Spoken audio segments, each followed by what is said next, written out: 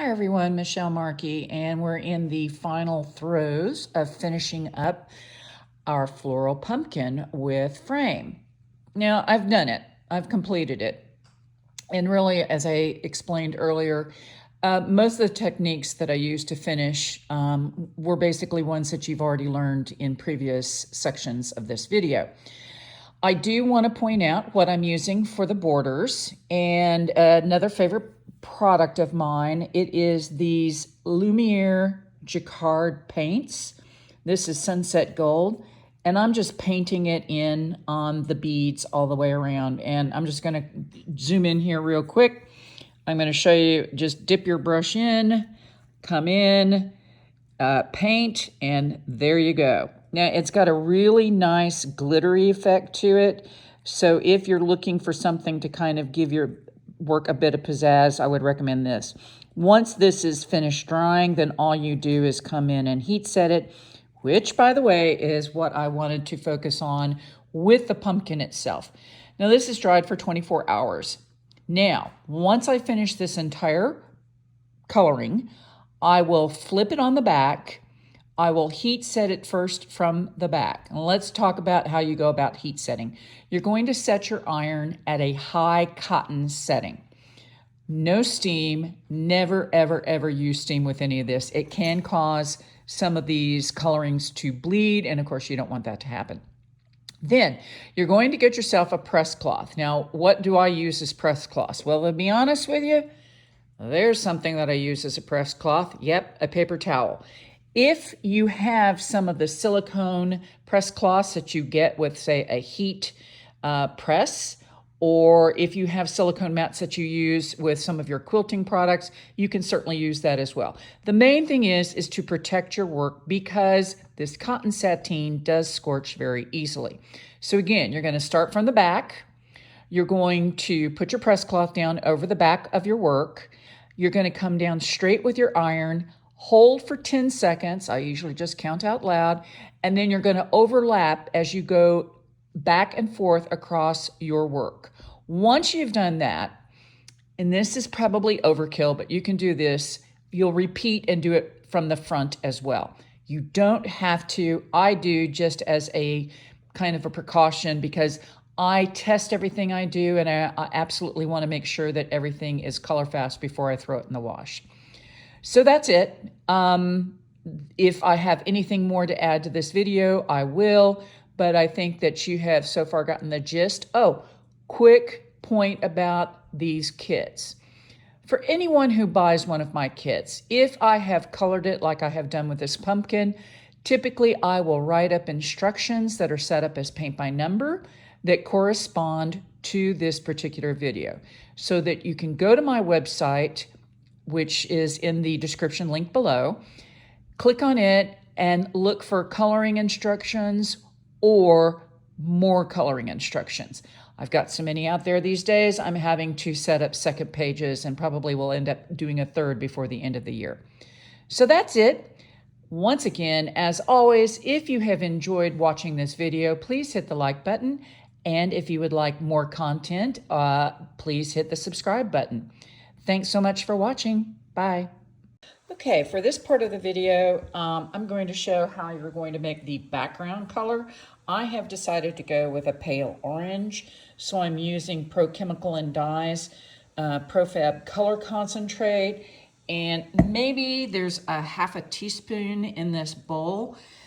You are going to want to probably put this in a bowl as opposed to a paint palette, because you're going to want to make enough to go through the entire background of the floral pumpkin, and it's a fairly large area.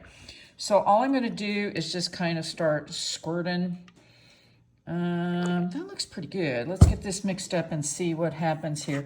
I just take a paintbrush, mush it around, get it to where you don't see any of those kind of swirlies in it. You want it completely mixed. Now, boy, this is pretty darn orange. This may be a little bit, see, this is the problem with this concentrate. It even takes me quite a while to be able to get used to it. So I'm going to just tear off a piece of paper towel over here. My cat's coming over here to investigate. They've been checking out what I've been doing in this. I'm surprised I don't have more of them in the video. Oh yeah, that's way too dark of a background. That's like 10 times as much as I wanted. So rather than sit here and waste a lot of the fabric medium, here's what I'm going to do. I'm going to grab myself another bowl. That's good stuff. I will end up using this in something else. But now what I'm going to do is I'm going to just take just a little bit. And when I say a little bit, I mean like that. And put this back over there. Like I said, I'll probably use that later. Then what I'm going to do here is mix some more of this up and really, you have to be careful. This golden stuff is great. Ah, there we go. That's much lighter. That's much along the lines of what I wanted. Doesn't look so much like a carrot does over here. This is getting that pale look that I wanted. But you do have to be careful because golden, this whole bottle here costs me in US dollars, it's like 25 with tax. So, you know, it's not cheap, but it's nice and thin. And this is what you want for a background mixture. You do not want it thick like what you use when you are painting an actual design.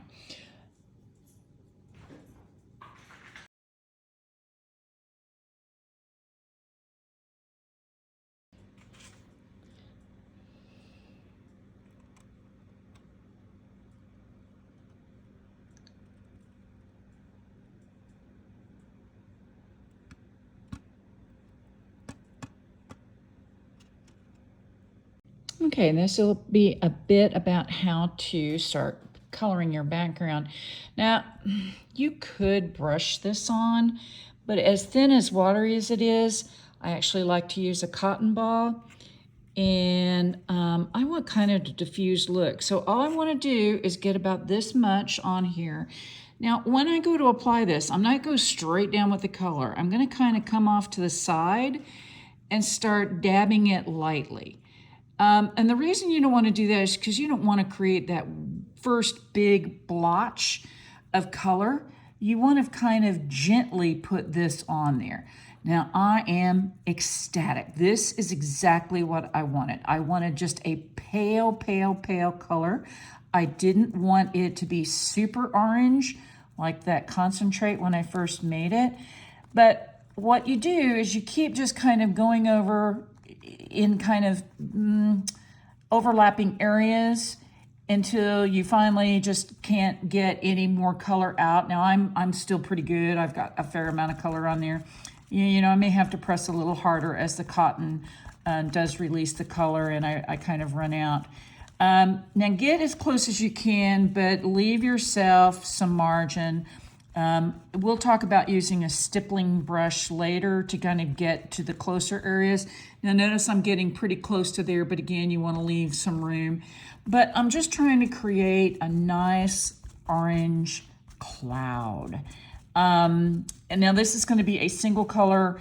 At this point in time, if I were doing multiple colors, I'd probably stop there and then come along and start overlapping another color.